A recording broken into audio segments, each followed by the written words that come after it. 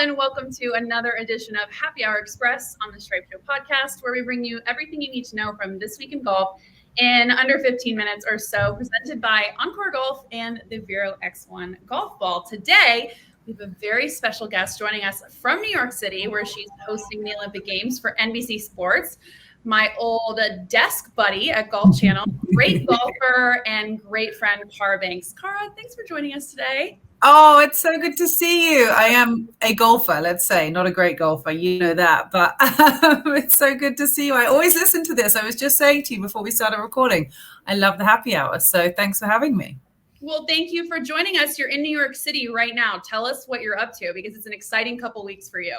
Yeah, it's wild. This is my first Olympics that I've covered for NBC. So because of COVID and social distancing, they can't have obviously everyone in Tokyo. So they usually have most people in Stanford, which is the home of NBC Sports and where we're now based for Golf Channel. But we can't even have everyone there because there's just so many people. So we're kind of a little splinter group who are working out of 30 Rock, the home of NBC News. And we are producing all the coverage for the NBC SN channel. So it's cool. It's kind of a big stint with the 2.5 weeks of work, and it's crazy hours for most people involved with the Olympics, given that Tokyo are 13 hours ahead. But it's a heck of an experience. I'm learning a lot and I'm enjoying it and working with new people. And we are right in Midtown. So we're in the heart of Manhattan, and I'm kind of getting my bearings for being a New Yorker for a couple of weeks. But you moved to Connecticut, obviously, with Golf Channel, like you just said. How has that been? You're furthering your career, obviously, with NBC Sports. You announced you're pregnant with your second baby girl. Like, these are exciting times for you. Yeah, they are. It's been a lot this year, but it's great. We love it up here. My husband and I are both English, so we live in New England now. It feels a little bit more familiar, I suppose, to the way we grew up at home. So we love it. We live in Fairfield in Connecticut, which is not far from Stanford, and we've bought a house that we're still trying to settle into because we bought it just before or just as the crazy major season was kicking off. So we're sort of home for a bit, traveling home for a bit. So we'll try and get some things together before, the baby arrives in November, and then we have family coming out for Christmas. So it's cool. It's been a big change, but we're really enjoying it. Hectic is good, but the most important question, have you been playing any golf? Yes. So funnily enough, we joined in May straight away after buying a house. Ollie, my husband, said, we got to join a country club. And I said, whoa, one step at a time. But he was totally right. He just said, it's such a big part of our lives, and it is. So let's go for it. So we have joined Brooklawn Country Club, which this week is hosting the US Senior Women's Open, which is pretty cool. Sadly, I'm not able to be there at all during the tournament because I'm over here doing this. But yeah, we've joined a country club, which is just huge because obviously golf is a massive part of our lives. And having just moved somewhere new, it would be a nice chance to meet people. And having kids and getting them involved with stuff. So even in the winter, like apparently paddle tennis is a massive thing up here when the golf courses are closed, which was never something we had to deal with in Florida, obviously. And bowling and all that kind of stuff. And then Shane Bacon, who now works at the Golf Channel as well, just joined, I think, in June. So we got a few people there already. Well, that's super exciting. I know you played at the Ritz when you were here in Orlando. I love it out there. So I'm glad you found a new home. That's so exciting. I know, I'm like part of a ladies section, like for the first time ever, which I've never really done. So it's cool. It's good. It'll be good for my game, I think, playing regularly when I'm here. So yeah, we're happy. We're slowly building our roots. I love that. Well, we know that the Tokyo Olympics are underway. Golf started this week. What's been the buzz? Kind of, obviously you're working with a ton of people in the space on all different sports, I would imagine. So what are some of the storylines that you guys are following closely, both in golf and in other sports? Yeah, well, so I'm not that involved with the Golf Olympics from what I'm doing with NBC SN, because that's obviously purely on Golf Channel, which is great. So easy to find. If you want to watch the golf, go onto Golf Channel. And Anna Whiteley, our girl Anna, and the guys, Brandon Nota, kick it off every night at around 5. And then you can watch it live in prime time. So that's there. Similar to the tennis. The tennis is over on the Olympic channel, so that's pretty easy to find. And then obviously there's NBC USA and us on NBC SN, and we kind of split up the rest of the sports between us. So the swimming and gymnastics and stuff you're always going to see in prime time and everything with Mike Tirico. But it's pretty much a free-for-all with everything else. I was learning about women's team foil fencing this morning, which, let me tell you, I was quite into. And yeah, so we could go from canoeing to fencing to judo to basketball to soccer to anything. So that's what I love about the Olympics. And I was just saying this to one of our producers this morning, is you can have any sport thrown at you and you just learn about them and cover the game and what's happening. And that's what's been such a cool experience about it, is how new a lot of the things are. I mean, you can turn on the TV right now and watch ping pong. Like, it's incredible the way the Olympics kind of brings so much knowledge about these other sports. And what I love, and I was just talking to my boyfriend about this, is how the announcers so easily explain the sport as if you don't know anything, because we don't. You know what I mean? Like, you're watching gymnastics and you're like, I have no idea what's happening. And they explain everything so much in like elementary detail that it's easy to kind of become a fan. Well, props to the NBC research team for that, because we do have this enormous, it's not even printed this year, it's all digital, but it's normally like a huge binder of notes on every sport, but it's you can access it all digitally. So, and it's quite funny actually, when you go to a sport that, like for me, football, soccer, it's explained so basically about how the game works, which kind of makes me laugh, like it would do for people, I guess, with basketball, when that's a game that you really understand. But you need that level of detail when it comes to canoeing or, judo or whatever it might be that you don't know personally. You kind of need that basic detail. So they really help us. It's honestly a massive team event. They really help us try and do our jobs well.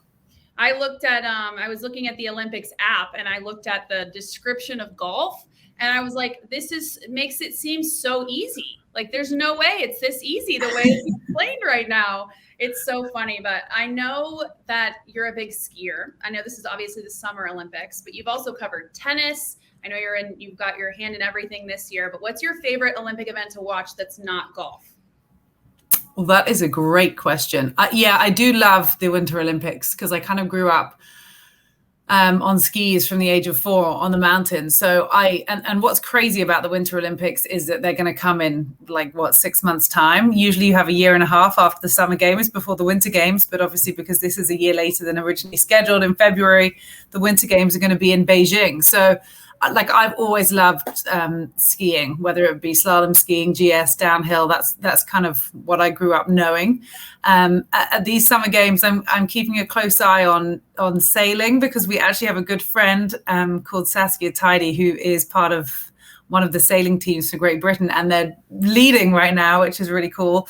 But then stuff in the pool, it's always so exciting. And what I love about watching the swimming is, Dan Hicks, who we know week in, week out from the golf, is calling the swimming like he does every Olympics with Rowdy Gaines. And it's just cool to hear familiar voices. Same thing actually with Terry Gannon at the gymnastics, and just part of the NBC family, all doing other bits and bobs. So yeah, I would say those are the two I've really enjoyed. And then there was such a good story from the British team as well. Obviously, we've had great stories with Caleb Dressel last night in the swimming, and what's just happened in the gymnastics. Obviously, Simone pulling out, but Suni Lee winning gold.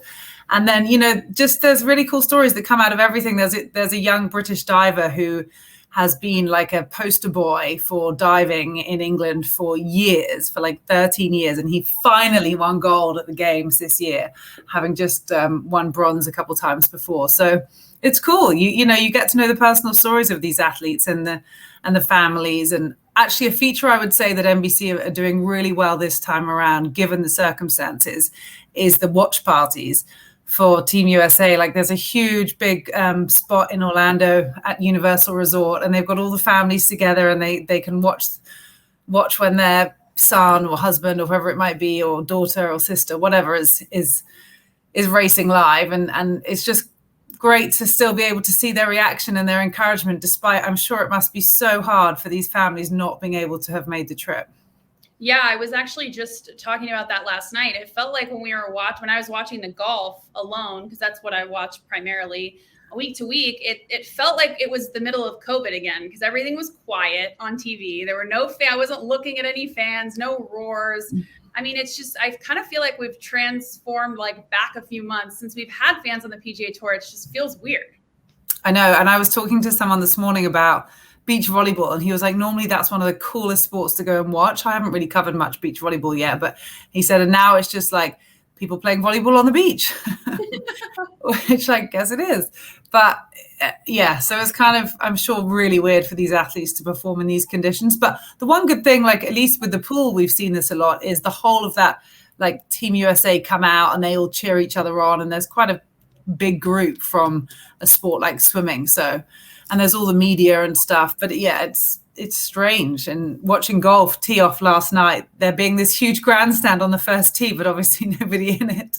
Rapsodo Mobile Launch Monitor. Improve your golf swing today. Pro-level launch data in the palm of your hand. It is very accurate, within 2% of a $20,000 unit. The Rapsodo MLM app automatically tracks stats and stores video with shot tracer, helpful for club gapping and understanding true distances for each club. Rapsodo MLM provides immediate feedback, data, and creates a better practice environment, not mindlessly hitting balls. Extremely portable, cases about the size of a rangefinder. And you know what? You can use it both indoors and outdoors. I love this launch monitor. It's the Rapsodo Mobile Launch Monitor. Check it out at rapsodo.com, rapsodo.com, rapsodo.com. Do you think that this is the best way to format the Olympics for golf? And if not, what would you propose? Because I definitely think that stroke play is an interesting way to, I mean, they say it's Team USA, but does it really have anything to do with the team besides the fact that the medal technically counts for Team USA if they win one? Does that make sense? Yeah, no, I totally agree. I totally understand. Funnily enough, I spoke to Anthony Scanlon about this years ago when the golf was just brought back into the Olympics. He was head of the IGF, the International Golf Federation, obviously responsible for the Olympics.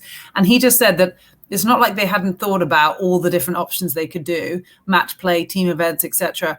But their number one goal, they realized, was they wanted to keep the big names there for as long as they possibly can.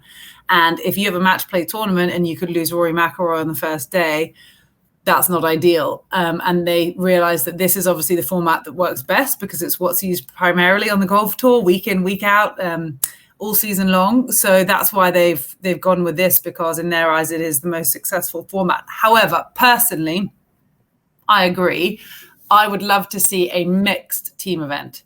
So I would, and I don't know, you could have several teams per country depending on the qualifying criteria. But just thinking about it back in the day, I mean, imagine a Michelle Wie and a Tiger Woods paired up together for Team USA or whatever it might be, a Lexi Thompson and a Bryson DeChambeau or something. I think that would be really cool because there is really no other opportunity in the game to do that right now, because obviously the PGA Tour and LPGA Tour are kind of separate entities, albeit aligned. So I love match play, obviously. That's why we love events like the Ryder Cup, and it makes them stand out. And this is a different event. It should stand out. It's so different to a normal event on the PGA Tour, European Tour, whatever it might be. And I think you hear that from the players when they turn up this week. Not every golfer has bought into the Olympics yet. We know that. There's a lot of big names who have chosen not to go. But then for the ones that are there, when they arrive and you hear them like starstruck and in awe, Justin Thomas, Tommy Fleetwood, Paul Casey, about where they are, Patrick Reed making that last minute trip, you realize how special and how cool it is. So yeah, I'd love to see something that put the men and women playing together in a team. But there would be other factors to figure out, like, obviously the different tees, but that would work if it's a man and woman in every team. Maybe that would make it only a week rather than now we have 2 weeks because we have obviously the men's and the women's tournament. And would you bring in some kind of a pool play rather than straight knockout like we have in the WGC match play, so that you don't lose some people after one day? Plus, are you going to want to travel all that way if you could just play one day of competitive golf and be done? So I think there's so many factors that the organizers have to think about, and hence why they've gone with the 72-hole stroke play for now. But I don't know how set in stone that is. You mentioned how obviously some of the top players in the world didn't make the trip. They didn't see maybe the value in playing in the Tokyo Olympics. How do we get not only the players, but the viewers. I even think on Twitter, people don't care as much this week. How do we fix that? I mean, it is a standalone event. It might not be a major, but it's a big deal. We need the big players to go. That's how you get the viewers interested. The strength of field this week isn't as strong as it could be. But to be fair, a huge part of that is the fact that Jon Rahm and Bryson DeChambeau, two of the highest ranked players, got pulled out. Obviously not through their own doing, through testing positive after landing in Tokyo. So I just think the more that we get the opportunity, this is obviously only the second time we have golf back in the Olympics. And let's not forget, in Rio, some people like Rory McIlroy actually chose not to go because the Zika virus was a big thing that year. And someone like Rory, who's a real statesman for the game, I think he realizes how important this is for the game to put it on that global stage. You just got to imagine, like, a Justin Thomas comes home and speaks to his friends about how incredible this experience was, which he's already kind of oozing about, yet he hasn't even experienced half of what Ricky Fowler was able to experience in 2016, when he could go to the opening ceremony and he could go to watch other events at other sports complexes and stuff. So I just think, well, it's also a personal decision, but I was going to say, it's like it hasn't been lost on the GB boys because they know they're defending gold in theory from what Justin Rose did. But then it has been, I guess, because Tyrrell Hatton chose not to go. So did Matt Fitzpatrick and Lee Westwood. The scheduling is probably a big part of it. It's out in Asia. It's a COVID year. So anytime you travel, there are risks. Plus, you can't have the full Olympic experience that you would normally have. So I think hopefully as we go on, we're not going to have a lot of those issues. I mean, in 2024, the Olympics is going to be in Paris. I couldn't understand why any European golfer would not go to those games, and American golfers at that. It's not as big a trip, but obviously we have 4 majors in the game. We have a FedEx Cup, we have a Ryder Cup this year. So it's just a lot to fit in the schedules, and that's what some people choose. But I think the more that we see players medal in Olympic golf, the more appealing it would be. Whereas I don't think people really knew how to, like Rory McIlroy said this week, he goes, I don't know how it would feel to win an Olympic medal because I've never dreamt of winning an Olympic medal. I've dreamt of winning green jackets and claret jugs. But maybe if he does win an Olympic medal, his mind will change, a bit like when he first played in the Ryder Cup. Yeah, I mean, that's a great point. It has only been back for a couple of years, and I think it has golf itself in the Olympics has some proving itself to do, if that makes sense. Do you agree? I don't know that proving itself is the right word, because we couldn't have got a better final day last in Rio. We had Justin Rose, Henrik Stenson, and Matt Kuchar as the 3 medalists. It was brilliant. And then in the women's game, we had Inbee Park, Lydia Ko, and Shan Feng, 3 of the best players on that side. Maybe it has to prove itself to the players a bit more to get everyone to go over. But, golfers are independent contractors. They always have been in control of their own schedule. So they're always going to have the ability to make their own decisions. And the difficult thing about golf and tennis and basketball, where we often see not all of the top players go, is the Olympics haven't always been the pinnacle of their sport because they have majors or Grand Slams or NBAs or whatever it might be. So the NBA finals, whatever it could be in that sport. I hope it gets there. The other thing is it's once every 4 years, right? So some people will look at that like, Paul Casey, I think, said this week, it's once every 4 years. Why would I not, make time to go? But then I guess other people could look at that on the other side thinking, well, I have to prioritize the big events that I prioritize every year. And if I can't get this one in, then that's the one I'll drop. I do think the fact that this is in Japan, the COVID pandemic is a massive part of it, probably hasn't helped with some of those big names choosing not to go.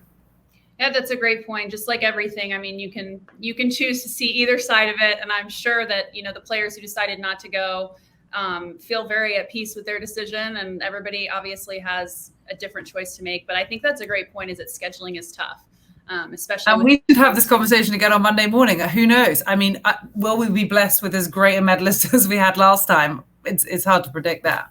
Yeah, well, one last thing, Cara, we have the women's tournament coming up next week, of course, which starts on Wednesday, just like the men's started on Wednesday. Are there any storylines or girls that are making the trip to Tokyo that you are going to be having an eye on? I'm really excited to see how the American women perform, because it's just cool to see the likes of Nelly Corder. Well, both Nelly and Jess, as sisters, having made the team, and I think Seb made it for the tennis. That was just such a cool story that I was following, obviously, during their last week of qualifying at the major championships, and then when Seb was playing at Wimbledon. So I saw Lexi just got her hair coloured with the red and blue in. Nice to see her getting all patriotic, and Danielle, of course. So, but I do see the point that you made earlier, that we say they're a team, but they're not really a team. They're competing individually. There's been a lot of conversation this week about the men's South Korean team, obviously trying to avoid the mandatory military service with what they're doing. And, you look at their players, and the two guys aren't, you kind of think about, oh yeah, they're going to do it together. And then you're like, no, they're not going to do it together. If Siwoo Kim wins, it doesn't help both of them out. It only helps one of them out. So, the team thing does kind of confuse you a little bit, even though you're just all playing, so representing the same country. The other big part of this is for the women's next week. Obviously, I've always got my eye on Team GB as well. And I'm so pleased to see Mel Reid playing well, having qualified for the Olympics, and having to face a pretty tough decision in that she couldn't play in Evian because there is so much testing that is involved with getting to Tokyo, whether you're an athlete or a member of the media.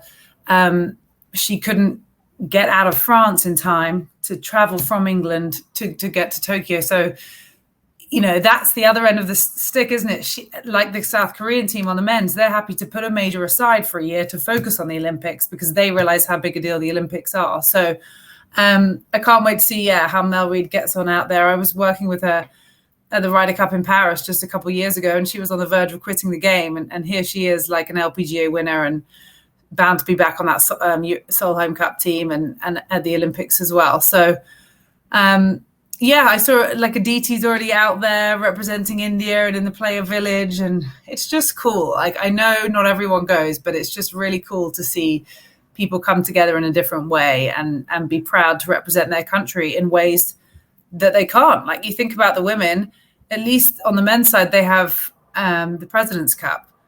Really, we only have the Solheim Cup on the women's side. So unless you're American or European, someone like Aditi never really gets the chance to play competitively for her country. So it's cool to see some of the names and storylines and countries that we don't get to shine a light on as often as we could do. No, that's a great point. I've never really thought about that. Speaking of the South Korean guys, and this just popped into my head, is that storyline happening in any other sport, or are these two guys kind of like very outliers, like this has to happen right now? Are there any other South Koreans in Tokyo that are facing this right now? I actually do not know the answer to that question. I imagine there must be, because there has to be, but I haven't seen anything about it. No, nor have I. But we are very entrenched in golf, which might be why. But if you medal, it must be across the other sports, because it's regarding any Olympic medal in any sport. It's just, I don't know whether or not there must be. Yeah, there must be plenty of other South Korean athletes at that stage of their life who could do with the exemption. So yeah, there must be, and we're just not hearing about them as widely. I was like, I know I'm engrossed in the golf world, but I would think any of the articles I read would have said like, oh, and there's 73 other people who are dealing with the same. You know what I mean? Right. I feel like I need to go on a Google search of that. All I can think is some of the other sports aren't week in, week out like golf is. I mean, I'm sure the training is, but the competition is probably not week in, week out, like Sung Jae Im is and Siwoo Kim deal with on the PGA Tour, and what we've seen with Sang-moon Bae and how he struggled to come back. So maybe for that reason it's a bit more topical, because they will lose out the opportunity to compete every single week, rather than maybe some of the more traditional Olympic sports have big meets and worlds or whatever a couple times a year, but it's not as regular as the golf schedule. No, you're probably right about that. It's so weird thinking about how normal golf schedules are to us. Then you look at like gymnastics. I mean, the Olympics is, if not world championship, it's like one of the top things you can qualify for and compete in. Whereas golf, it's just, we have so many other things that matter to our players. Well, it's the pinnacle, like, isn't it? For gymnastics, for swimming, for athletics. We haven't even started track and field yet. That's coming next week. For a lot of these sports, I'm sure, for fencing, judo, table tennis, canoeing, sailing, all of it. the Olympics are the pinnacle. And I think in a sport like golf or tennis, which has these slams and these majors, it's going to be on an equal level to those, probably, rather than one above. Novak Djokovic is a great example right now. He's going for the Golden Slam, which is trying to win all 4 slams and the gold medal in a year, which obviously you only get the opportunity to do once every 4 years. So I'm sure that to him, this definitely feels like a Grand Slam. Well, that's so exciting, Cara. I hope you have the best week in New York, or two and a half, 3 weeks almost at this point. And congratulations again on your baby girl, and tell everybody we said hello. Thank you so much for joining us. It's a pleasure. And you're the best desk buddy, by the way. I know you now work independently, but if anyone's looking for a girl, Samantha's your. I always got a spare phone cord for you, Cara. That's what I need. She saves me with my phone charge. Thanks so much, Cara, for joining us, and we'll get you back on here soon. Have a great week. All right. Speak to you soon.